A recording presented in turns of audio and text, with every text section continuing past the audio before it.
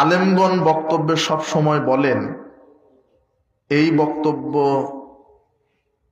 বুখারীতে আছে অথবা মুসলিমে আছে। বুখারী বা মুসলিমে গ্রন্থে যে সকল হাদিস আছে, এই হাদিস গুলো যে রসুলের হাদিস তা প্রমাণ করার উপায় কি একটু ব্যাখ্যা করবেন? এগুলো অনেক তাত্ত্বিক আলোচনা। প্রত্যেকটা হাদিসের সনদ আছে, কার থেকে কার, একেবারে স্বর্ণাক্ষরে রিজাল্ট সনদ আছে। সবচেয়ে হাদিস যে বিশুদ্ধ, পৃথিবীতে সবচেয়ে যে জিনিসটা শুদ্ধকরণে মানুষ প্রচেষ্টা চালিয়েছে, তার সবচেয়ে বেশি প্রচেষ্টা চালিয়েছে এই হাদিসের উপরে।